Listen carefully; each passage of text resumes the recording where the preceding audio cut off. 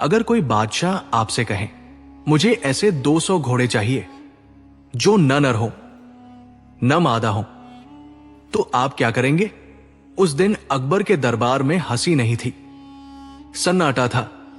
मंत्री चुप थे, विद्वान झुके हुए थे, और पहली बार बीरबल भी सोच में पड़ गया था। क्या यह सिर्फ एक शर्त थी, या बीरबल की बुद्धि को तोड़ने की साजिश? आज की कहानी है बादशाह की असंभव शर्त, जिसने इतिहास बदल दिया। बादशाह की असंभव शर्त, न नर न मादा 200 घोड़े, चुनौती जो इतिहास बन गई। रेगिस्तान की सुनहरी रेत के बीच बसा था सुल्ताना तेजरहुम, एक ऐसा समृद्ध राज्य जहां सोने से महल चमकते थे और न्याय की गूंज दूर दूर तक सुनाई देती थी। इस राज्य का बादशाह था शहंशाह फिरोज आलम, बुद्धिमान, परंतु अपनी शर्तों और पहेलियों के लिए कुख्यात। कहा जाता था कि फिरोज आलम की हर शर्त में या तो अक्ल हार जाती थी या अहंकार टूटता था। कई विद्वान, व्यापारी और राजदूत उसके दरबार से अपमानित लौटे थे। एक दिन दरबार में बादशाह ने ऐसी शर्त रख दी जिसने पूरे साम्राज्य को हिला दिया, जो मुझे न नर न मादा ऐसे 200 घोड़े लाकर देगा, वही मेरी आधी सल्तनत का हकदार होगा। असफल होने पर उसका सर्वस्व जब्त। दरबार में सन्नाटा छा गया। भाग 1, असंभव शर्त का ऐलान। दरबार में मौजूद घुड़सालों के प्रमुख, वैद्य, ज्योतिषी सब एक दूसरे का मुंह देखने लगे। घोड़ा या तो नर होता है या मादा, तीसरा कोई भेद नहीं। एक मंत्री ने साहस करके कहा, जहांपनाह, ये शर्त प्रकृति के विरुद्ध है। बादशाह मुस्कराया, और मैं उसी को चाहता हूं जो प्रकृति को समझे, न कि उससे लड़े। यह खबर जंगल की आग की तरह फैली। कई लोगों ने इसे बादशाह का पागलपन कहा, तो कई ने इसे शक्ति प्रदर्शन। भाग 2, राज्य से बाहर का युवक। राज्य से बहुत दूर पहाड़ों और नदियों के बीच बसे एक छोटे से नगर में रहता था आरव, एक साधारण युवक। वो न तो बड़ा विद्वान था, न ही धनी, पर उसमें था प्रश्न पूछने का साहस। आरव के पिता कभी शाही अस्तबल में काम करते थे। उन्होंने घोड़ों को केवल शरीर से नहीं, स्वभाव से जाना था।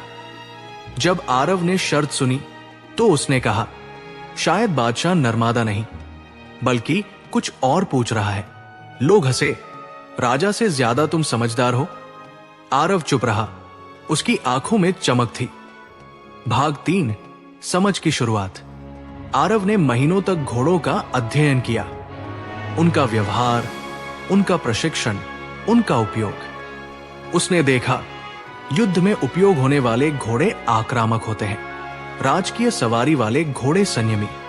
कुछ घोड़े ऐसे भी थे जिन्हें न प्रजनन के लिए रखा गया न युद्ध के लिए। वो समझ गया, नर और मादा शरीर का भेद है, पर भूमिका और पहचान मनुष्य तय करता है। भाग 4, 200 घोड़ों की तैयारी।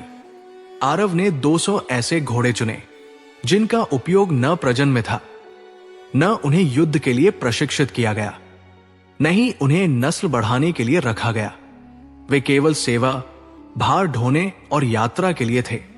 उन घोड़ों के दस्तावेज तैयार किए गए, हर एक की भूमिका स्पष्ट थी। भाग 5, दरबार में प्रवेश। जब आरव दरबार पहुंचा, लोग हंस पड़े। ये लड़का क्या लाया है? बादशाह ने पूछा, क्या ये 200 घोड़े हैं? जी, जहांपनाह। नर या मादा? आरव बोला, जहांपनाह, ये न नर है न मादा। दरबार में हंगामा मच गया। भाग 6, बुद्धि का उत्तर। बादशाह ने क्रोधित होकर कहा, क्या तुम मेरा उपहास कर रहे हो? आरव शांत स्वर में बोला, जहांपनाह, आपने शरीर नहीं, पहचान पूछी थी। ये घोड़े न नर है न मादा, क्योंकि आपने स्वयं उन्हें उस भूमिका में नहीं रखा। ये केवल राज्य के सेवक है। वो आगे बोला, जैसे प्रजा राजा के सामने केवल प्रजा होती है, न अमीर न गरीब, वैसे ही ये घोड़े भी केवल घोड़े हैं। भाग 7, बादशाह की परीक्षा। बादशाह चुप हो गया।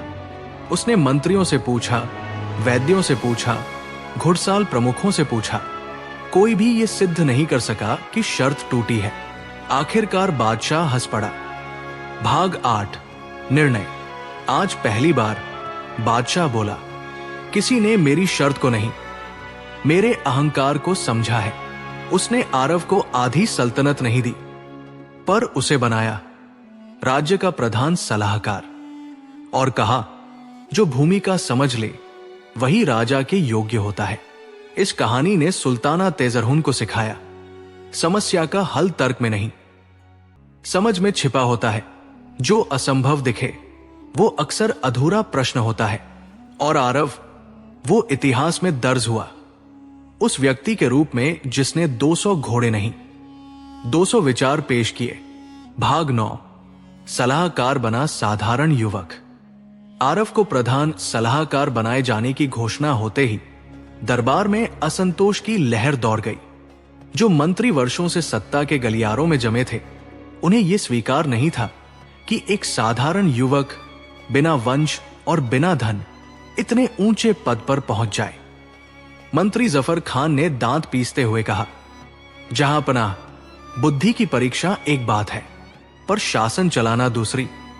बादशाह फिरोज आलम ने केवल इतना कहा, जिसने असंभव को समझा है वही शासन को भी समझेगा।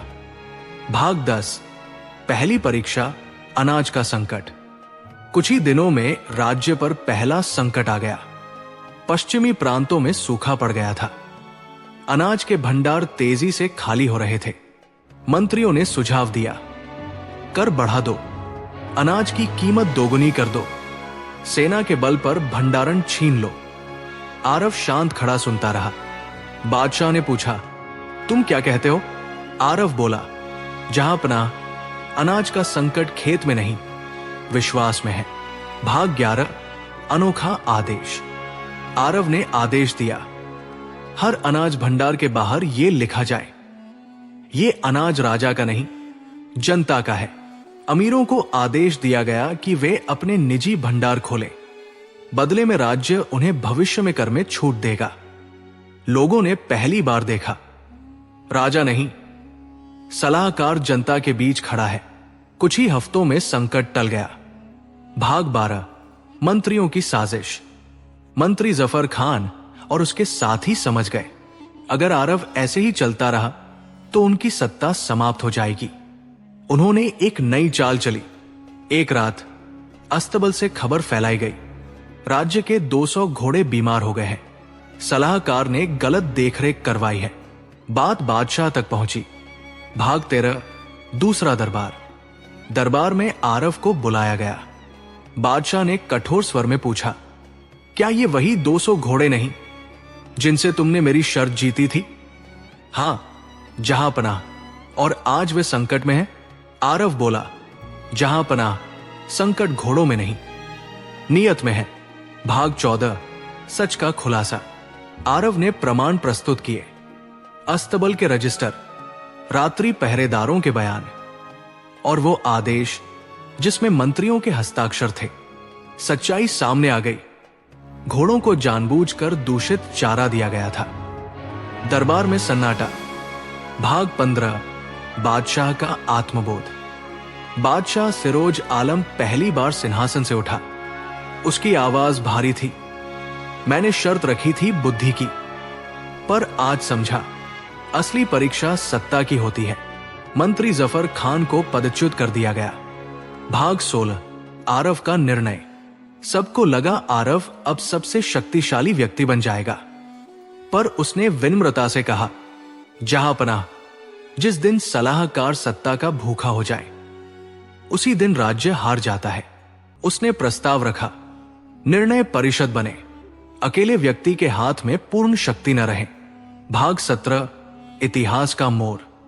फिरोज आलम ने वो कर दिखाया जो बहुत कम बादशाह करते हैं। उसने अपनी शक्ति सीमित कर दी। राज्य में नया कानून लिखा गया।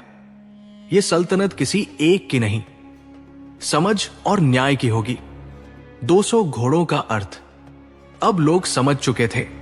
200 घोड़े कोई जानवर नहीं थे, वे थे 200 दृष्टिकोण, 200 संभावनाएं। और 200 बार सोचना। बगदाद बुलावा, वो गुप्त संदेश जिसने बीरबल की किस्मत बदल दी। रात का सन्नाटा, आगरा के किले में आधी रात बीत चुकी थी। दीपक की लौ कांप रही थी और यमुना की लहरों से आती ठंडी हवा दरबार के गलियारों में अजीब सा भय घोल रही थी। अचानक महल के गुप्त द्वार पर दस्तक हुई। पहरेदार घबरा गया।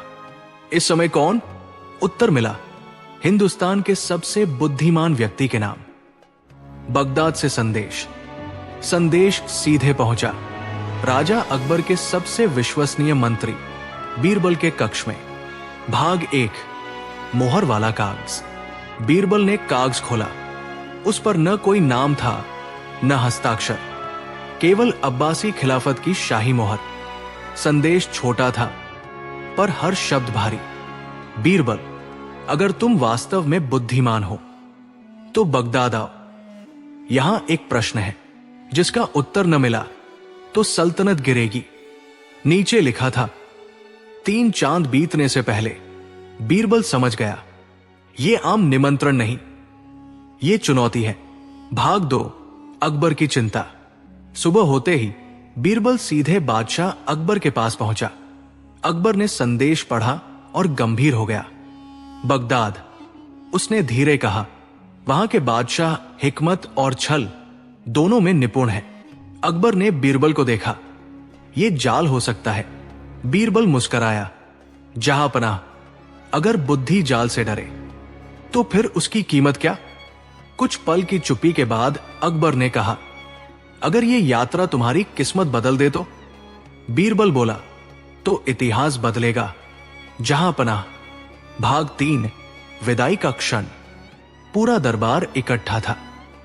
किसी को नहीं बताया गया कि बीरबल क्यों जा रहा है। अकबर ने केवल इतना कहा, बीरबल, तुम सिर्फ मेरे मंत्री नहीं, हिंदुस्तान की बुद्धि हो। बीरबल ने सिर झुकाया। और बुद्धि कभी अकेली नहीं जाती। जहांपनाह, वो अनुभव साथ ले जाती है। ऊंटों का काफिला चला और आगरा की धूल में बीरबल ओझल हो गया। भाग 4, रास्ते की पहली परीक्षा। रेगिस्तान में तीसरी रात थी। काफिला रुका ही था कि चारों ओर से नकाबपोश घुड़सवारों ने घेर लिया। उनका सरदार बोला, हमें माल नहीं चाहिए, हमें उत्तर चाहिए। बीरबल चौंका। किस प्रश्न का? सरदार ने कहा, ऐसा क्या है जो चलता भी है, रुकता भी है, पर कभी दिखाई नहीं देता? सैनिक तलवारें निकाल चुके थे। बीरबल ने आंखें बंद की और बोला, समय, कुछ पल। फिर सरदार हंसा। जाओ बीरबल, यह तो केवल चेतावनी थी।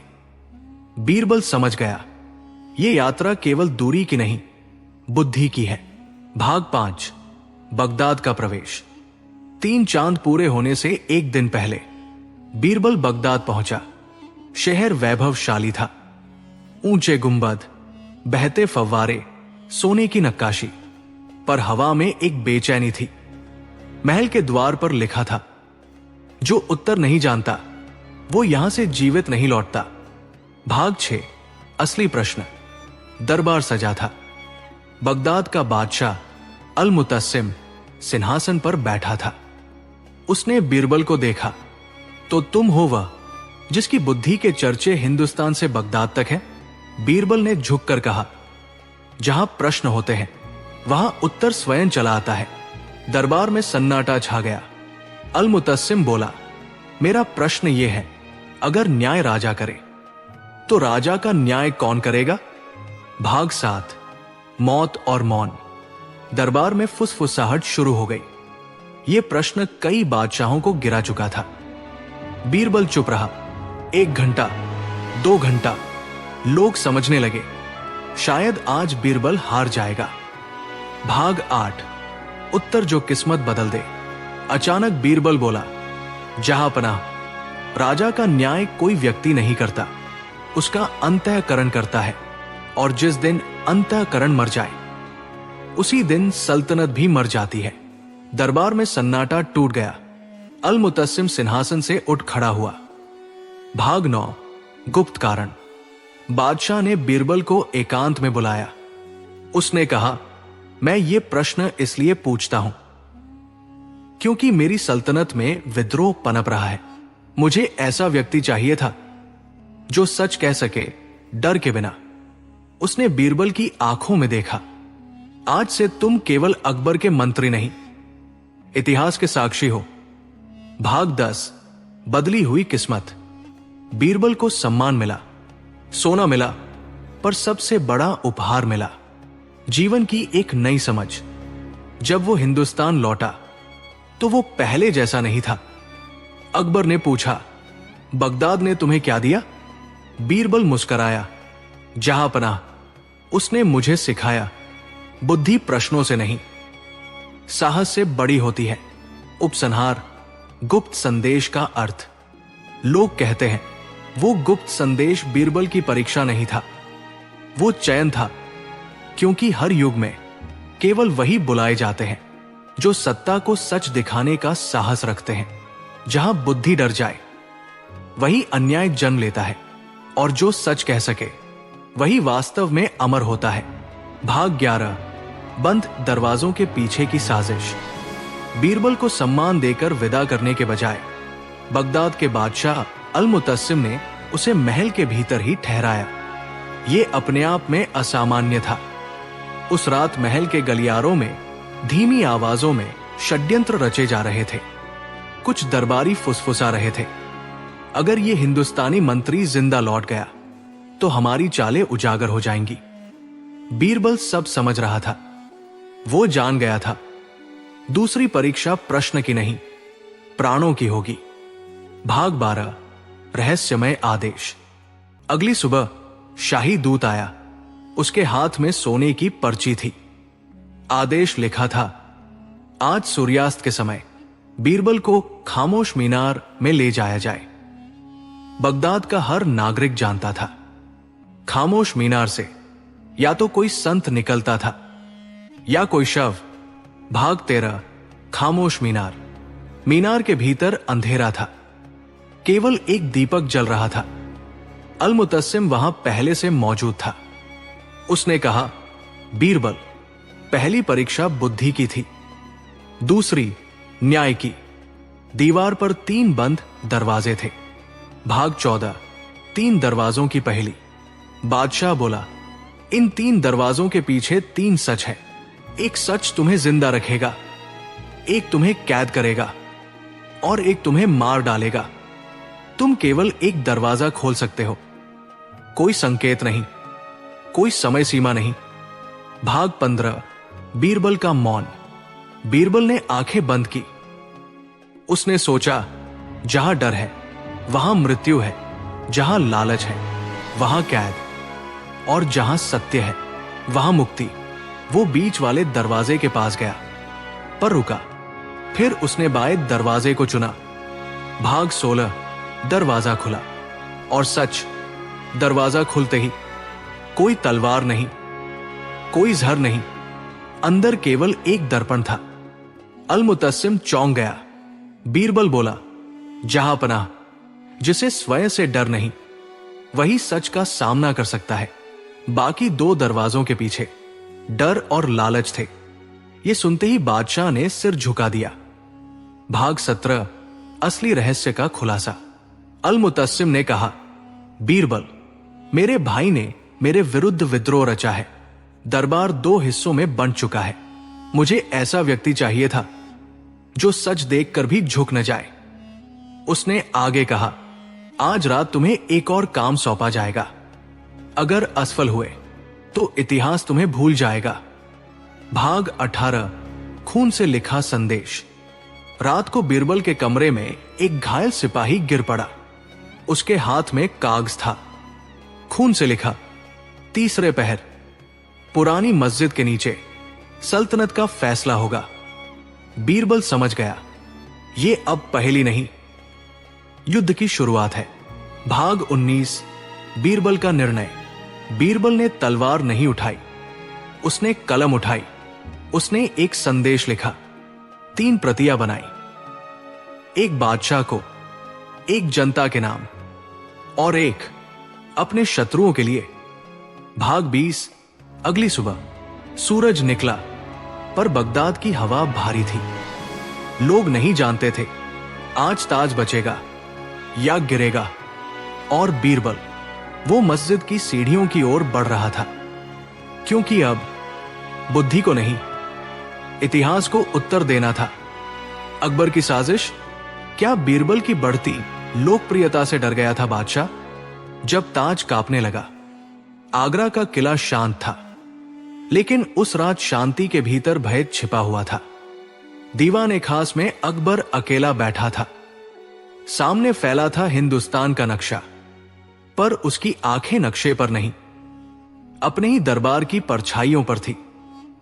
दरबार में आज एक नाम सबसे ज्यादा लिया जा रहा था, बीरबल। लोग कहते थे न्याय चाहिए तो अकबर के पास जाओ, और सच चाहिए तो बीरबल के पास। और यही वाक्य एक बादशाह के दिल में कांटे की तरह चुभ गया। भाग 1, लोकप्रियता का भय। अकबर ने सत्ता तलवार से नहीं, समझ से पाई थी, पर इतिहास गवाह है, हर समझदार शासक के जीवन में एक ऐसा क्षण आता है जब उसे डर लगता है, अगर लोग मुझसे ज्यादा मेरे मंत्री पर विश्वास करने लगे तो। बीरबल अब केवल मंत्री नहीं रहा था, वो जनता की आवाज बन गया था।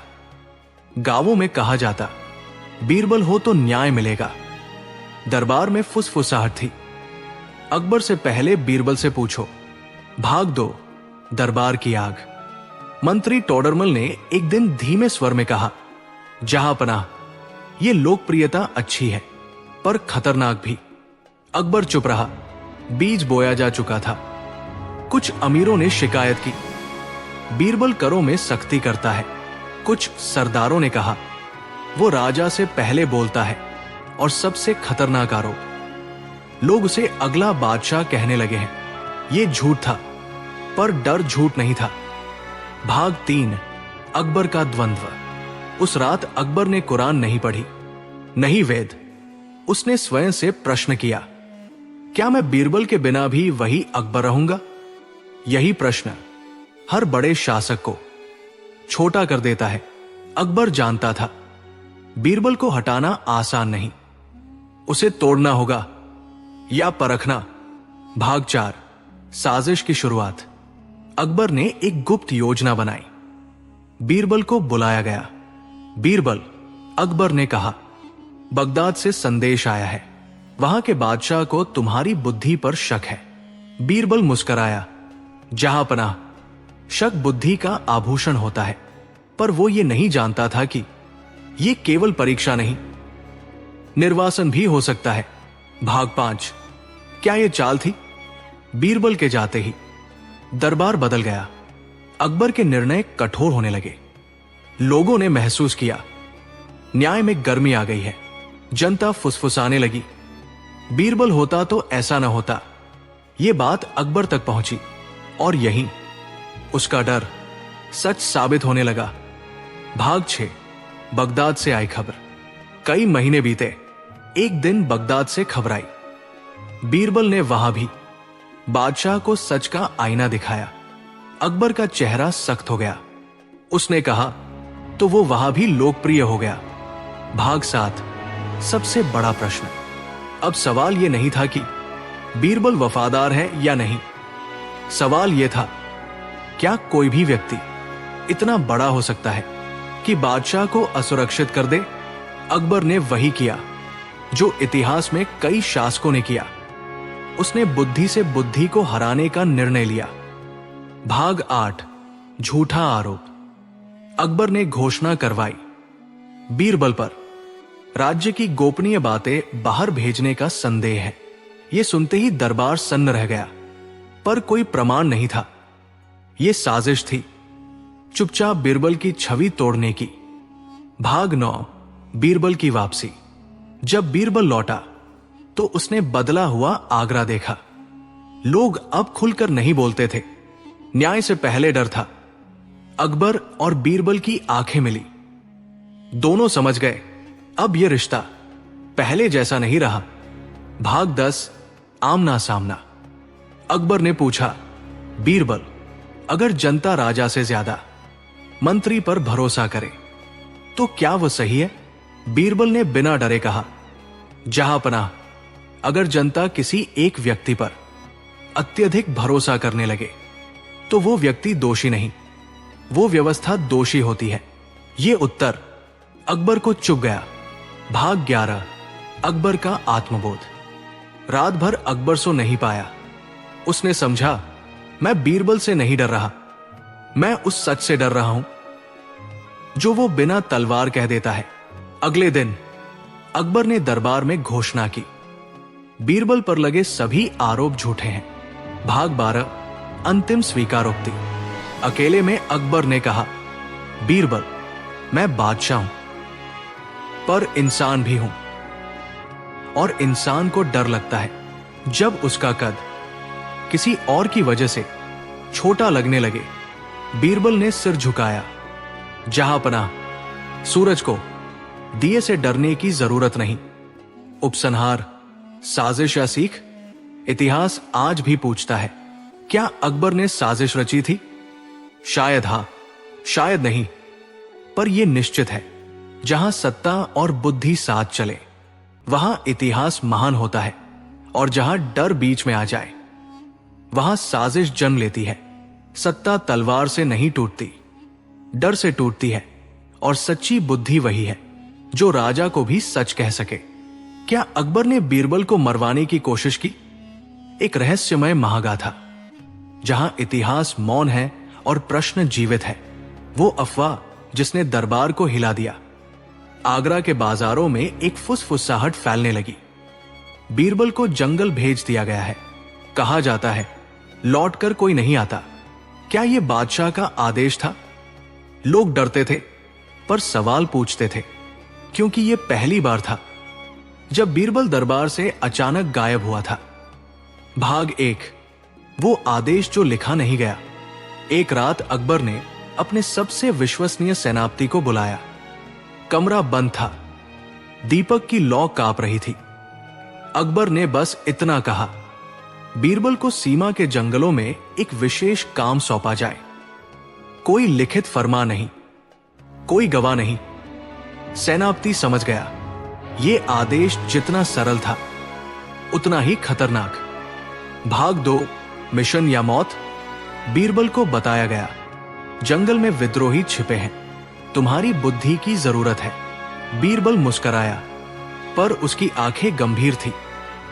वो समझ गया था, यह परीक्षा नहीं, यह अलगाव है, क्योंकि जहां बीरबल नहीं होता वहां जनता अकबर से सवाल नहीं पूछती। भाग 3। जंगल का सच। जंगल में कोई विद्रोही नहीं था, केवल भूखे जानवर और कुछ भाड़े के सैनिक। रात के अंधेरे में हमला हुआ, तलवारें चमकी। एक सैनिक चिल्लाया, आदेश यही है, बीरबल जीवित न लौटे। भाग 4। बीरबल बचा कैसे? यही इतिहास 2 हिस्सों में बंट जाता है। कुछ कहते हैं बीरबल की बुद्धि ने उसे बचा लिया, कुछ कहते हैं किसी सैनिक ने अंतिम क्षण में कहा, अगर बीरबल मरा तो कल हम सब मारे जाएंगे, क्योंकि सच मरता नहीं। और कुछ ये भी कहते हैं अकबर ने अंतिम समय में गुप्त संदेश भेजा, उसे चोट पहुंचाओ पर मारो मत। भाग 5। दरबार की बेचैनी। दिन बीतते गए, बीरबल नहीं लौटा। दरबार में डर फैल गया। लोग अकबर की ओर देखने लगे, पर अकबर का चेहरा पत्थर सा था। उस रात अकबर ने कहा, अगर बीरबल मर गया तो इतिहास मुझे माफ नहीं करेगा। यह वाक्य एक स्वीकारोक्ति था या पछतावा? भाग 6। अचानक वापसी। तीसरे सप्ताह की सुबह दरबार के द्वार खुले, धूल से सना पर जीवित। बीरबल खड़ा था, पूरा दरबार स्तब्ध। अकबर खड़ा हो गया, दोनों की आंखें मिली। उस एक क्षण में 1000 सवाल थे और एक भी उत्तर नहीं। भाग 7। वो संवाद जो कभी लिखा नहीं गया। कहा जाता है उस रात अकबर और बीरबल अकेले मिले।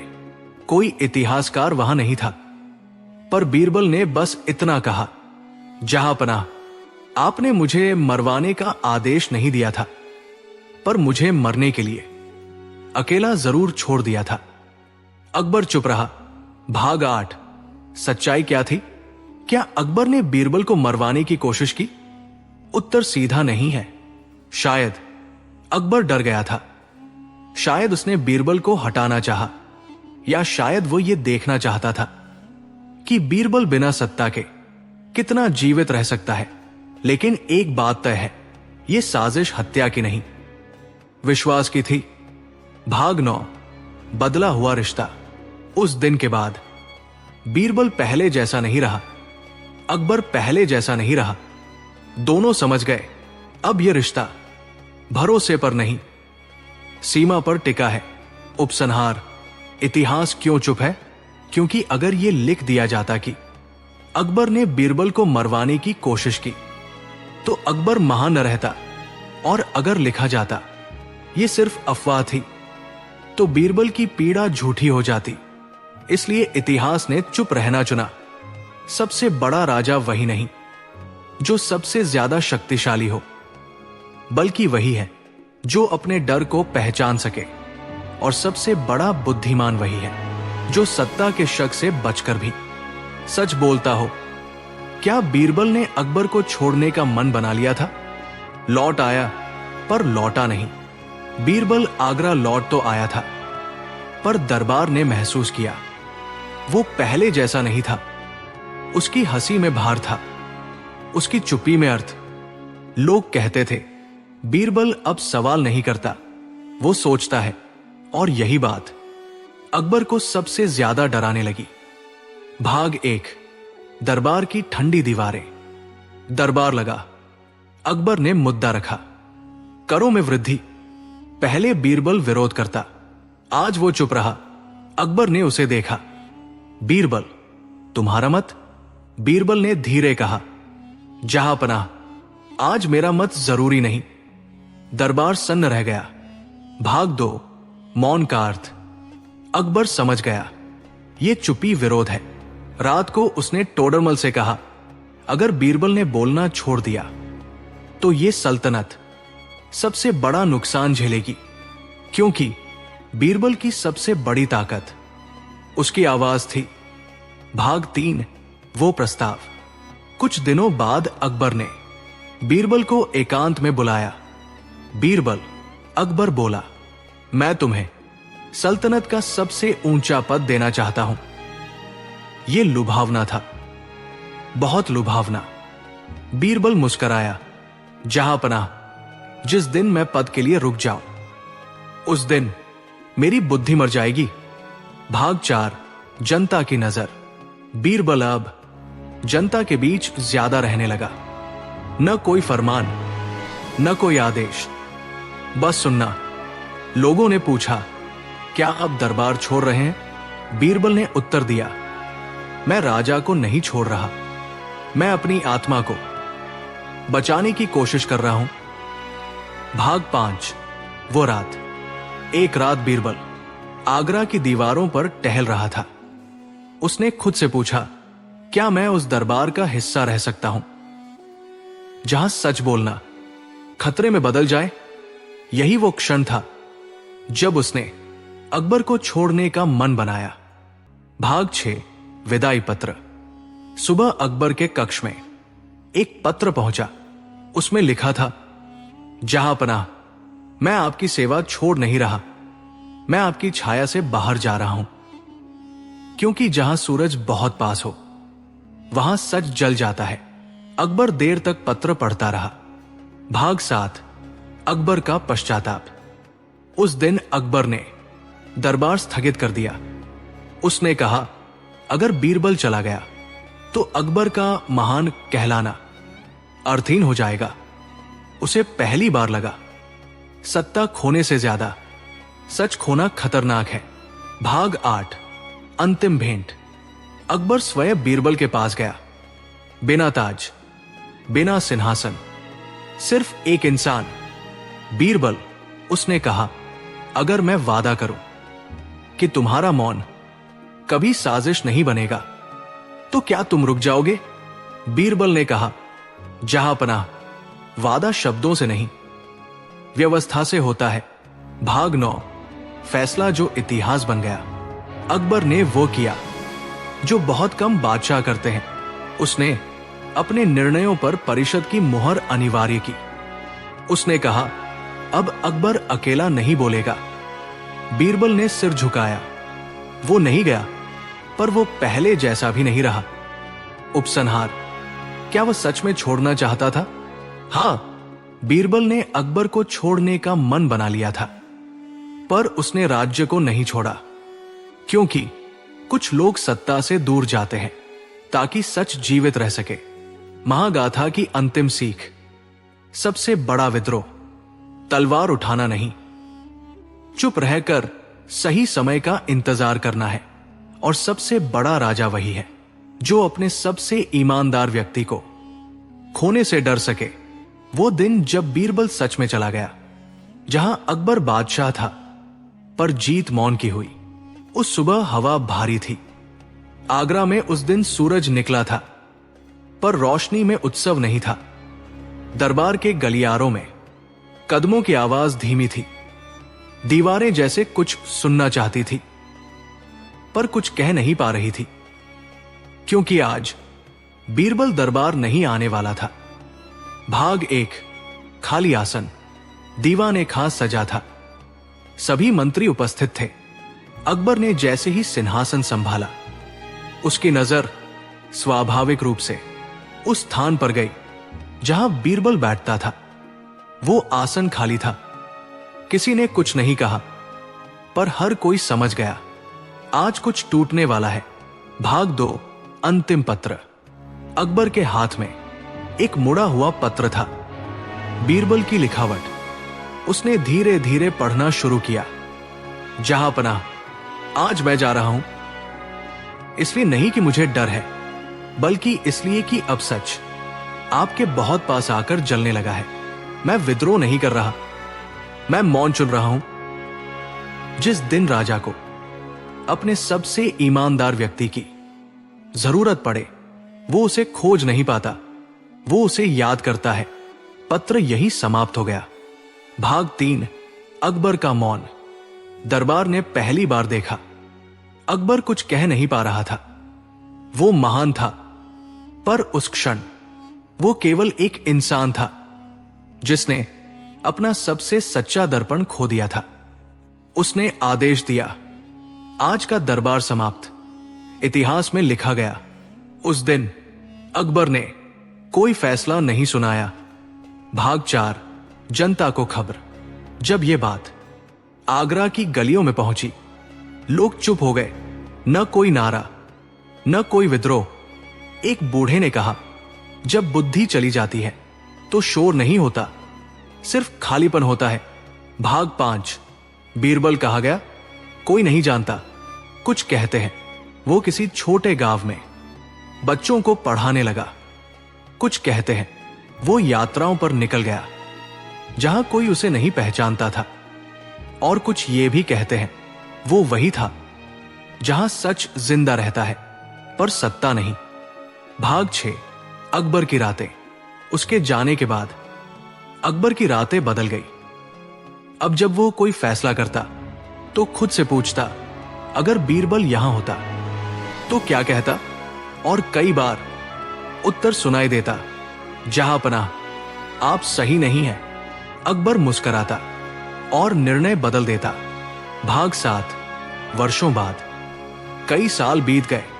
एक दिन अकबर ने अपने पोते से पूछा, बताओ बीरबल कौन था? बालक ने कहा, वो जो राजा को गलत होने से बचाता था। अकबर ने आंखें बंद कर ली।